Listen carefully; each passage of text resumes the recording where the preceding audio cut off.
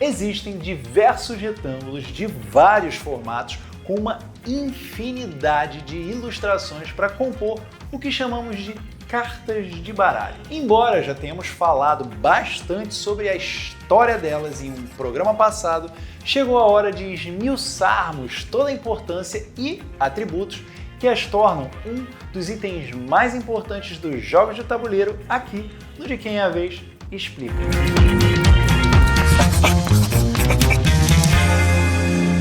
Antes de começarmos a cartear aqui, aproveite para se inscrever, curtir, compartilhar e acionar o sininho, o famoso pacote completo. A primeira característica que podemos falar sobre as cartas é que elas vêm em uma variedade incrível de tamanhos. E quando digo que são muitos mesmo. Não é exagero. Se você não ouviu, provavelmente ainda ouvirá falar de Standard, Poker Size, Euro, Quimera, Mini USA ou outros termos assim. Esses são nomes que se dão para diversos padrões de tamanhos de cartas.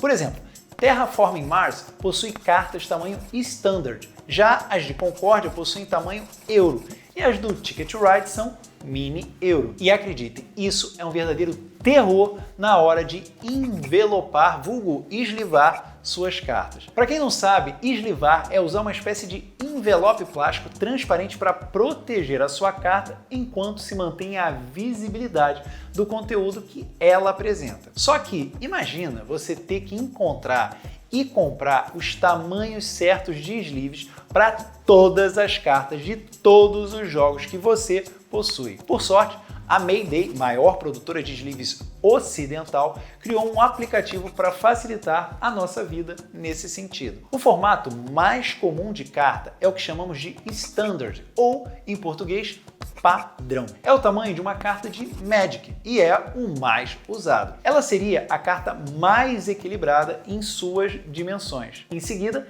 temos os tamanhos regionais, por assim dizer, que é o Euro e Mini Euro, e o USA e Mini USA. Esses nomes vêm por serem os tamanhos comuns para jogos de tabuleiro produzidos nessas respectivas regiões, e a tal versão Mini foi criada pela necessidade de se ter uma carta menor em alguns jogos. Ambos possuem dimensões parecidas com a Standard, mas há diferenças de alguns milímetros, o que é uma baita sacanagem. Quando queremos uma carta maior, tipo bem maior, olhamos para o famoso tarô francês, que é praticamente o dobro de uma carta comum. Mas o que todas essas cartas que foram mencionadas agora têm em comum é uma proporção similar. Porém, às vezes precisamos de cartas quadradas, as quais são nomeadas pelas suas dimensões, 50 por 50, 70 por 70 e por aí vai. E pensar que a gente ficava achando que padrão de tomada é que era um problema, não é mesmo? Antes de seguirmos com o nosso deck de informações,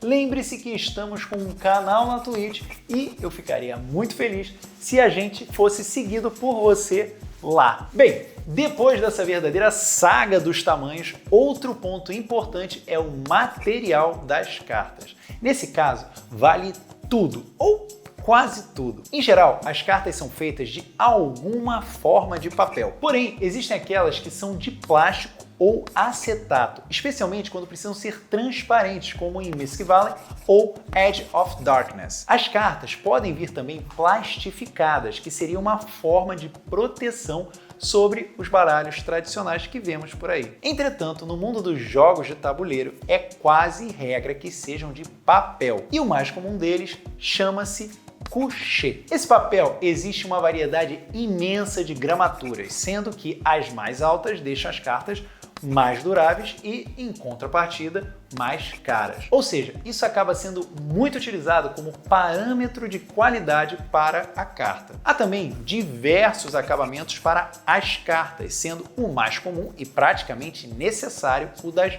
bordas arredondadas. Afinal, a gente não quer ninguém sendo degolado ou virando demolidor durante uma inocente partida de Dixit. Outro acabamento que existe é o verniz, que deixa a carta mais brilhosa e menos vulnerável às intempéries da vida e das gordurosas mãos alheias. E para fechar, temos o meu acabamento preferido, que também é utilizado como parâmetro de qualidade, o famoso Linen Finish, ou acabamento de linho. Nele, uma fina camada de linho é prensada sobre os dois lados da carta, dando uma textura toda especial que facilita bastante o embaralhamento. Além disso, essa camada de linho deixa as cartas bem mais resistentes a dobras e agressões físicas. Uma característica que jamais deve ser negligenciada e que é bem mais complexa do que aparenta reside na organização da informação, ou seja, como distribuir a informação numa carta. Você já parou para pensar em por que a carta de baralho normal tem o naipe e o valor dela em cada um dos 4 cantos, além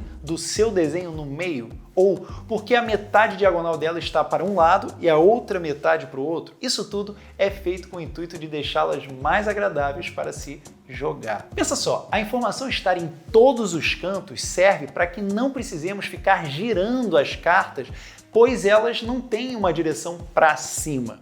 Isso significa que segurá-las de qualquer lado permite identificá-las. Além disso, o símbolo existe tanto à direita da carta quanto à esquerda, por causa dos canhotos, já que eles seguram a mão de cartas de forma inversa a destros. Embora isso tudo seja conhecido, nem sempre é possível criar cartas que possam ser giradas e trocadas sem problemas. Nos jogos de tabuleiro, em geral, as cartas têm mais do que um naipe e um número. E é aí que entra a parte mais importante que precisamos saber: a hierarquia de informações. Em outras palavras, qual parte da carta é mais vista. O normal é que comecemos a ver as informações de cima para baixo e da esquerda para a direita. Isso quer dizer que o canto superior esquerdo é o mais importante e o inferior direito é o menos importante. Claro, isso acontece porque a maioria das pessoas é destra. No caso dos canhotos, a situação se inverte. Assim, podemos ver que as cartas, em geral, seguem um padrão. Isso é,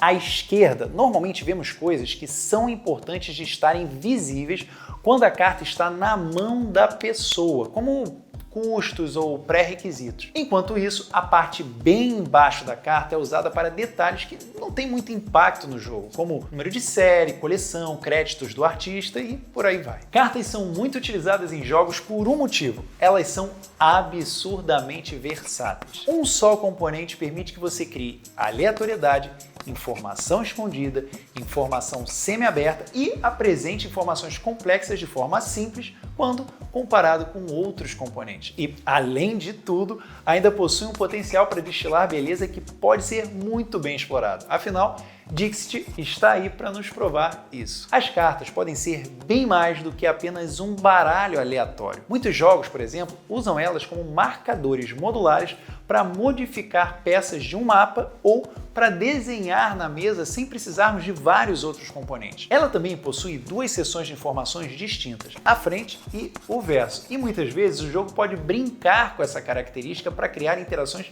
bem originais. Por ser de papel, a carta tem mais possibilidades visuais que são bem próprias. Diferente de opções mais rígidas como a madeira, plástico ou até os punchboards, ela permite usar um espectro maior de cores e também criar visuais mais detalhados. Outra vantagem de usá-las para armazenar informações está na redução de espaço. Por exemplo, pense em um jogo onde os participantes montam mapas, como o Carcassonne. Ele usa tiles, porém, imagine esse jogo precisando de 150 tiles diferentes e que, além disso, fosse necessário embaralhar e formar uma pilha. Se cada tile tiver 3 milímetros, vamos ter uma pilha de 45 centímetros de altura. O jogo vai virar quase que um Jenga. Por outro lado, se usarmos cartas, teremos um baralho grande, mas nada tão absurdo e impraticável quanto isso. Por conta da versatilidade que falamos no tópico anterior, as cartas podem aparecer em praticamente qualquer tipo de jogo, inclusive nos de mímica. Porém, onde cai melhor usar cartas? Alguns jogos têm uma necessidade maior delas por conta de seu potencial. No caso, títulos que precisam de algum componente que contenha muita informação ou informação complexa, como um texto que descreva o efeito desse tal componente. Você já imaginou Magic Sem cartas, o caos que seria. Ou mesmo, sei lá, Agrícola, Lagranja. Uma simples carta pode conter litros de informação. Quase sempre é possível fazer isso com outros tipos de componentes. Inclusive, pode-se criar uma ficha numerada e uma folha de referência das habilidades. Entretanto, é pouco prático para uma jogatina. Por outro lado, a carta lhe permite ter toda essa informação contida no que você já manuseia para jogar. Seguindo o exemplo dos tiles que a gente falou anteriormente, cartas podem ser usadas para baratear um jogo. Afinal, são um componente super barato por ser algo fácil de se produzir em quantidade. Mas um dos pontos mais fortes da carta é que ela é o componente mais embaralhável. Isso é, se você tem vários componentes similares e precisa misturá-los de forma aleatória, é mais fácil fazê-lo com cartas. Outros componentes podem ser difíceis de embaralhar ou até precisar de acessórios extras, como sacos ou aqueles biombos. Acho que você nunca imaginou que uma simples carta de baralho pudesse ter tanto conteúdo. Não à toa que ela é a ferramenta principal de um mágico. Se bem que agora dá para perceber o quão insubstituível ela também é para os amantes dos jogos de tabuleiro. Se existir algum outro item que você tenha curiosidade para saber mais, é só jogar aqui nos comentários que a gente de repente pode até falar sobre ele. Valeu, pessoal!